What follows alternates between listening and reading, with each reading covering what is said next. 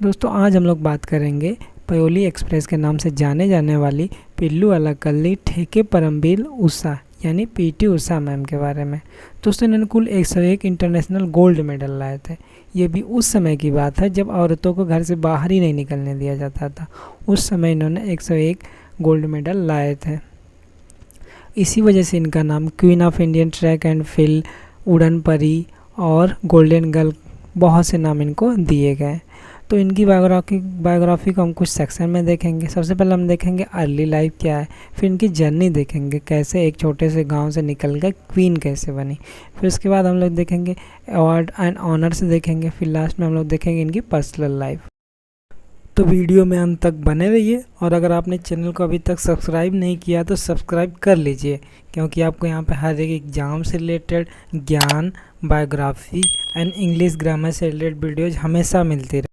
तो नमस्कार दोस्तों, मैं हूँ आकाश कुमार, दी ज्ञान वाला में स्वागत है आपका। इनकी अर्ली लाइफ की बात करें तो इनका जन्म 27 जून 1964 को केरल के पयोली विलेज में हुआ था। इनके पिताजी का नाम ईपीएम पैथल और माताजी का नाम टीवी लक्ष्मी था।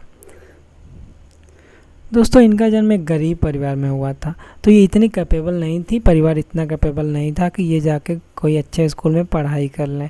तो इन्होंने गवर्नमेंट स्कूल में पढ़ाई की और ये बताते हैं कि इनकी हेल्थ बचपन में बहुत ख़राब रहती थी, तो ये अपनी हेल्थ को इम्प्रूव करके आगे बढ़ी। और ये मतलब इनके अंदर जो रेस की, जो एथलीट बनने की इच्छा बचपन से ही थी, क्योंकि इनको स्कूल में कोई टास्क दिया जाता था, कोई भी काम करने को दिया जाता था तो उसे रेस समझ लेती थी। हमेशा सोचती थी कि मैं आगे आऊँ, हमेशा नंबर 1 आऊँ, तो रेस समझ के ही ये करती थी। ये अपने इंटरव्यू में बोलती हैं कि मैं जब भी रेस करती हूँ, कुछ भी करती हूँ, तो मुझे हमेशा ये होता था, हमेशा मैं ये चाहती थी कि मैं फर्स्ट आऊँ या मिडल आऊँ, लास्ट ना आऊँ, हमेशा ये सोचती थी। और ये सबके अंदर होना चाहिए। ज़िंदगी में अगर आप कुछ करना चाहते हैं तो आपके अंदर से आवाज़ आनी चाहिए, मोटिवेशन अंदर से आना चाहिए और हमेशा आगे रहने की कोशिश करनी चाहिए। अब आगे हम लोग देखते हैं इनकी जर्नी कि कैसे इन्होंने जीरो से स्टार्ट किया और ये क्वीन बनी, कैसे इनके मन में ये ख्याल आया कि मुझे एथलीट बनना है। तो जैसा पहले हम लोग देख चुके हैं कि ये हमेशा से कोई भी इनको टास्क दिया जाता था स्कूल या कॉलेज में, तो ये हमेशा उसको रेस की तरह करती थी, हमेशा नंबर 1 आना चाहती थी और ये आती भी थी। एक बार ऐसा हुआ कि जब ये 7 ईयर की थी तो 1971 में केरल गवर्नमेंट ने वुमेन के लिए स्पोर्ट स्कूल स्टार्ट किया। अब केरल के बारे में आप तो लोग जानते ही हैं, वहाँ का जो लिटरेसी रेट कितना है, वहाँ पे वुमेन को कितनी रिस्पेक्ट दी जाती है। वहाँ पे देखेंगे एक ऐसा स्टेट है जहाँ पे वुमेन जो है उनकी संख्या मेन से ज़्यादा है, उनको बहुत रिस्पेक्ट दी जाती है। किसी के घर में अगर लड़की पैदा होती है तो लोग कहते हैं लक्ष्मी पैदा हुई है, तो वहाँ पर इनका जन्म हुआ, तो वहाँ पर ये पैदा हुई थी, इनके लिए ये प्लस पॉइंट था। तो फिर वहाँ पर केरल गवर्नमेंट में जब ये स्कूल स्टार्ट किया 1971 में, women school for sport school for women, तो इनके माता पिता ले जाकर इनका एडमिशन स्पोर्ट स्कूल में करवा दिया। अब स्पोर्ट स्कूल में इनका एडमिशन तो हो गया। एडमिशन होने के बाद जो आगे की जी लाइफ थी ये और भी मुश्किल होने वाली थी, क्योंकि वहाँ पे जहाँ पे ये रहती थी ये बताती थी कि इतनी हॉस्टल जो था इनकी, उसकी स्थिति इतनी ख़राब थी कि वहाँ पे एक एक रूम में 10-10 लोग रहते थे और जो हॉस्टल रूम था उसमें खिड़की उड़की नहीं रहती, तो वहाँ पे इनको बहुत मुश्किलें होती थी रहने में, अच्छे से खाना नहीं मिलता था, बहुत मुश्किल होती थी।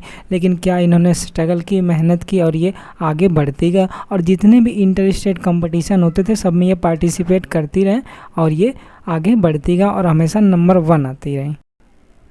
तो कहा जाता है ना, मुसीबतें ज़िंदा इंसान की ज़िंदगी में आती हैं, मुर्दों के लिए तो लोग रास्ता भी खाली छोड़ देते हैं। तो मुसीबतें आपकी ज़िंदगी में आएंगी, अगर आप ज़िंदा हैं, आप अगर कुछ भी कर रहे हैं तो मुसीबतें आएंगी, भले छोटा सा ही काम करेंगे। तो दोस्तों एक बार ऐसा हुआ कि 1977 में ये एक इंटर स्टेट कॉम्पिटिशन में गई थी। वहाँ पर इनके जो कोच हैं OM नंबियर सर यहाँ पे आए थे, प्राइज डिस्ट्रीब्यूटर सेरेमनी में ये आए थे। इन्होंने जब इनको देखा तो ये एक अपने इंटरव्यू में ये बताते हैं कि मैंने जब उषा को पहली बार देखा तभी मैंने बोल दिया था कि ये आगे चल के बहुत बड़ी, बहुत तेज़ धावक बनेगी, एथलीट बनेगी। तो उसी साल से 1977 से इन्होंने इनको ट्रेन करना स्टार्ट कर दिया और ये ट्रेन किए तो उनकी मेहनत का फल भी इन्होंने दिया। इन्होंने एक साल में, उसी साल में इन्होंने कुल 6 मेडल्स लाए थे। उसके बाद 1978 में इन्होंने कुल 14 मेडल्स लाए, जो 100 मीटर की रेस में, 200 मीटर की रेस में, हाई जंप, लॉन्ग जंप, सब में इन्होंने मेडल लाना स्टार्ट कर दिया। फिर 1979 में इन्होंने नेशनल गेम्स में बहुत से मेडल लाए। दोस्तों अब बारी आती है 1980 के ओलंपिक्स की, जिसका हर एक एथलीट को इंतज़ार होता है। नया ओलंपिक्स का हर एक एथलीट इंतज़ार करता है बेसब्री से। इसके पहले ये एक किस्सा बताते हैं कि 1980 के ओलंपिक से पहले इनको पाकिस्तान बुलाया गया था एक कंपटीशन में पार्टिसिपेट करने के लिए। तो ये जा रही थी, उस समय इनकी एज थे 16 ईयर। तो ये 16 ईयर की एज में पहली बार ट्रेन पे बैठी थी और ये अकेले जा रहे थे, इनके साथ कोई नहीं था, घर का कोई भी नहीं था, और ये अकेले जा रही थी ट्रेन में सफ़र करके। तो ये बताते थे कि एक state level player, national level player जो थी ये, इनकी कोई रिस्पेक्ट नहीं, कुछ नहीं। जब ये जाते थे तो बाहर से जो बच्चे थे, मतलब ट्रेन की हालत ऐसी थी कि बाहर के बच्चे जो गोबर, काऊ डंग्स और ये ईंट पत्थर सब फेंकते थे, कोई रिस्पेक्ट नहीं थी। और ये फिर उसके बाद तो कुछ ऐसे हालत थे, एक स्टेट लेवल प्लेयर की कोई इज्जत नहीं थी उस समय। अब बारी आती है 1980 के ओलंपिक्स की, जो मॉस्को में हुए थे, रसिया के मॉस्को में हुए थे। अब यहाँ पे जाने में इनको बहुत सी प्रॉब्लम्स हुई। सबसे पहली प्रॉब्लम इनको ये हुई कि पहली बार फ्लाइट से गई थी, फ्लाइट में पहली बार ट्रैवल कर रही थी। तो पहली बार ट्रैवल करने में ऐसा होता है कि चक्कर आने लगते हैं, वोमिटिंग होने लगती है, सब कुछ।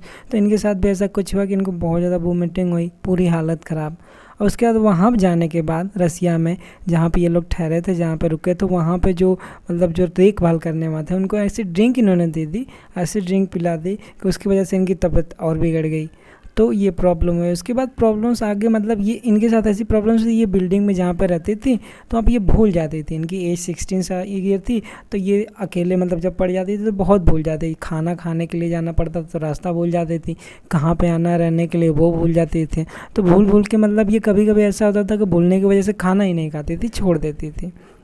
एज बहुत कम थी, कोई साथ। और इनके जो कोच थे, कोच सर इनके थे वो भी नहीं आए थे। इंडिया के कोच तो गए थे, जो नेशनल कोच हैं जो, वो गए थे, लेकिन जो इनके जो कोच थे, जो इनके पर्सनल कोच थे, वो नहीं गए थे। तो इनका कोई सपोर्ट नहीं है था वहाँ पे। तो ये तो प्रॉब्लम, उसको बहुत प्रॉब्लम हुई। अब ओलंपिक्स के पहले एक प्रैक्टिस सेशन, ये प्री ओलंपिक जैसा एक सेशन होता था, वो कराया गया, वहाँ पे प्रैक्टिस के लिए कराया जाता था।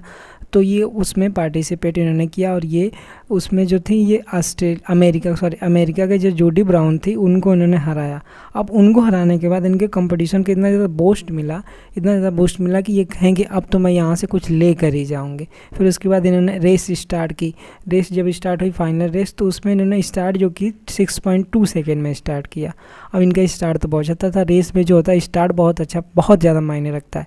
ये जो दोस्तों से आपको बता दूँगी, ये जो थी वो हर्डल रेस करते थे। हर्डल मतलब ये कुछ हर्डल्स लगे रहते थे कुछ डिस्टेंस पे, उसके बाद उनको फांद के कूद के आगे रन करना था, फिर कूद के आगे रन करना था। तो इन्होंने स्टार्ट की, पहली बार तो 6.2 में स्टार्ट की। फिर उसके बाद जब 7वीं हर्डल जब इन्होंने पार की, तो ऑस्ट्रेलिया की एक थी जो एथलीट, वो गिर गई। उनको गिरने की वजह से जो रेस थी दोबारा स्टार्ट की गई। अब जब दोबारा स्टार्ट की गई तो इन्होंने जो रेस को स्टार्ट की 6.2 सेकेंड में स्टार्ट की। पहले कहाँ 6.2 में स्टार्ट की, दूसरी बार इन्होंने 6.9 में।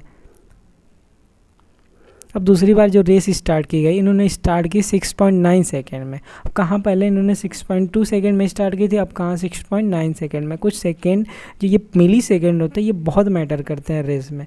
इसकी वजह से ये 4th पोजीशन आई। बस जहाँ कहाँ ये पूरा मेडल्स लाने वाली थी, गोल्ड मेडल लाने वाली थी, अपनी इतनी अच्छी स्टार्ट की वजह से आगे चल के इन्होंने ब्रॉन्ज मेडल इनको नहीं मिला। 1/100 सेकेंड की वजह से ये गोल्ड लाने से चूक गई।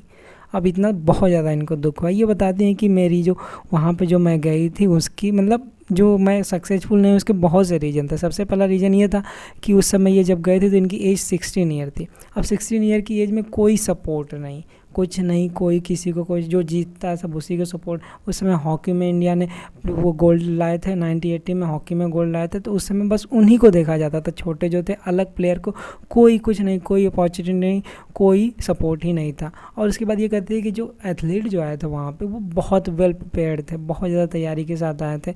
पर ये तो प्रैक्टिस करती थी, अकेले प्रैक्टिस करती थी। ये होता है ना प्रैक्टिस, अगर हम किसी चीज़ की प्रिपेयर कर रहे हैं तो किसी के साथ प्रिपेयर करेंगे, कंपटीशन के साथ कोई सर रहेगा तो हम देखेंगे कि हम कितने पाने में हैं, कितनी मेहनत कर रहे हैं, कहाँ तक हम आए हैं।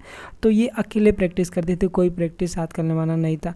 तो ये बहुत से रीज़न थे जिसकी वजह से ये बताते हैं कि मुझे ओलंपिक्स में गोल्ड नहीं ला पाई मैं। दोस्तों इन्हें रिकॉर्ड तो बहुत तोड़े हैं, बहुत रिकॉर्ड तोड़े हैं और बहुत बनाया रिकॉर्ड।